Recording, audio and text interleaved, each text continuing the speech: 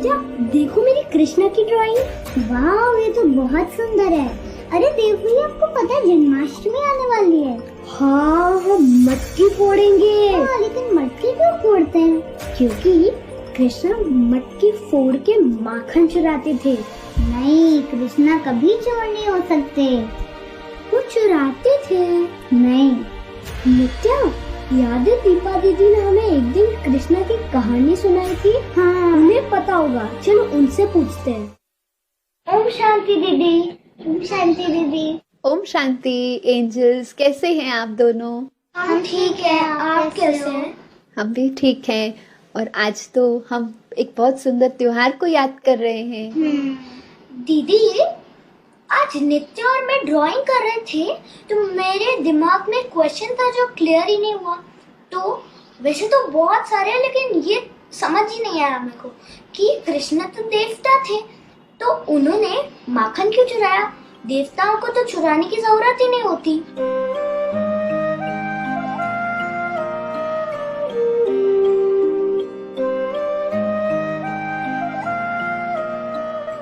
सही बात है, आपने तो बहुत अच्छा प्रश्न पूछा है कि देवता के पास तो सब कुछ होता है, फिर उसको माखन चुराने की आवश्यकता क्या है? उसको माखन चोर क्यों कहते हैं?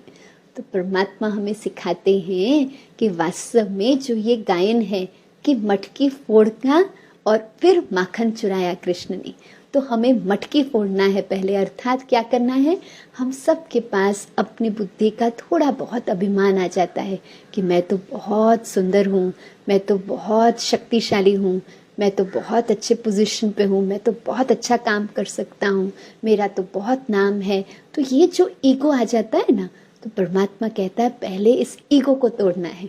अर्थात मटकी फोड़ना माना ईगो को तोड़ना, और बहुत नम्रता से हर एक की विशेषता को देखना, हर एक के विशेषता को देखकर, उसके गुणों को देखकर उसको अपने जीवन में सीखना, उसको अपने जीवन में लाना। तो दूसरों से गुण चुराना, दूसरों की अच्छाई को अपने अंदर लाना, ये है अपने अहम को तोड़ना, मटकी को फोड़ना और औरों की विशेषता को सीखना, उस गुण को चुरा लेना। तो इसलिए माखन चोर कहा गया है कृष्ण को। ओह, नित्या आप समझ गए?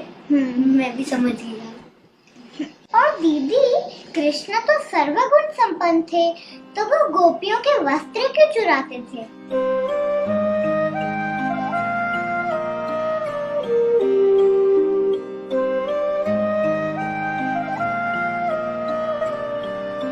हाँ, आपने तो बहुत अच्छा प्रश्न पूछा है कि हाँ, कि कृष्ण तो सर्वगुण संपन्न थे, वो तो हमें अच्छी बातें ही सिखाते थे, तो फिर कैसे वो वस्त्र हरण करने की बात कर रहे हैं? तो ये गायन जो है, ये वास्तव में कौन सा वस्त्र है? तो हम सबका वस्त्र अर्थात आत्मा का वस्त्र क्या है? ये शरीर। जैसे हमने अपना ये ड्रेस पहना है ना, तो ऐसे आत्मा का भी ड्रेस क्या है? ये शरीर। और ये शरीर जो है, उसका हम सबको, उसके नाम का, उसके पोजीशन का, उसके अचीवमेंट्स का, सबको थोड़ा थोड़ा ईगो तो आ ही जाता है। तो परमात्मा हमें सिखाते हैं कि ये ईगो को उतारना है। तो ईश्वर ने वास्तव में हमारा ये ईगो चुरा लिया, हमें बहुत अच्छी ज्ञान की समझ देकर हमारे जो सेल्फ में जो ईगो है, शरीर का, हमारे अचीवमेंट्स का, पोजीशन का, वो चुरा लिया। तो उसका यादगार दिखाया है कि कृष्ण ने वस्त्र हरण किए। तो ये वास्तव में है अपने देह के ईगो का वस्त्र। अच्छा, अब मैं समझी। बहुत अच्छा। और दीदी, जब भी कृष्ण मुरली सुनाते थे, तभी उनकी गोपियां सुध बुध खो के नाचती थी, और फिर वो हर एक गोपी के साथ दिखाई देते थे। ऐसा कैसे?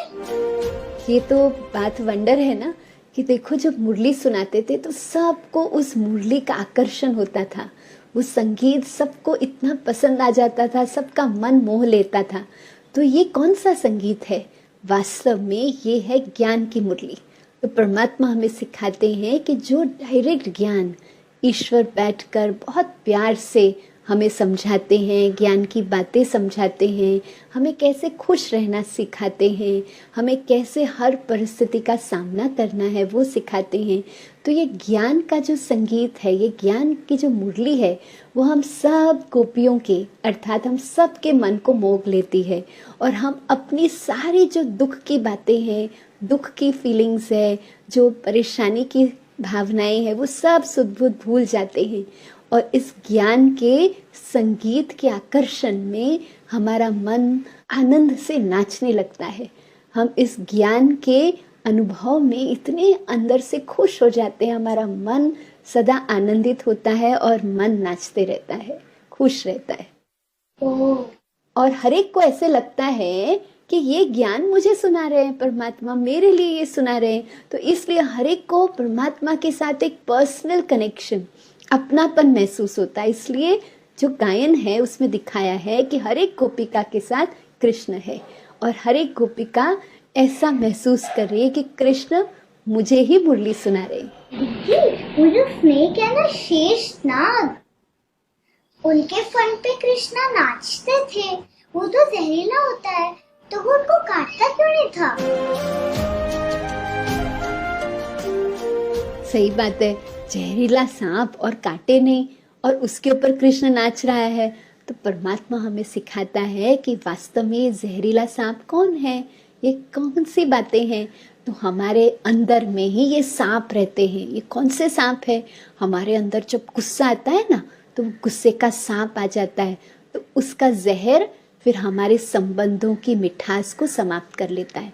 हमारे अंदर फिर ईगो आ जाता है, अहम भाव आ जाता है। तो वो सांप जब जागृत हो जाता है, तो उस अहम का जो विष है, उसके वजह से हम गलत निर्णय ले लेते हैं, हम एक दूसरे के साथ संबंध तोड़ देते हैं।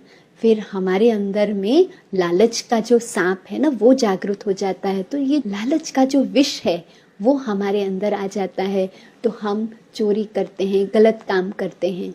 तो परमात्मा हमें सिखाता है कि ज्ञान और योग से हम इस विष को पहचाने, इस नाग को पहचाने और इसको जीते। इससे डरे नहीं, अपने अंदर की कमजोरियों से डरे नहीं, लेकिन ज्ञान और योग से उसको परिवर्तन करें।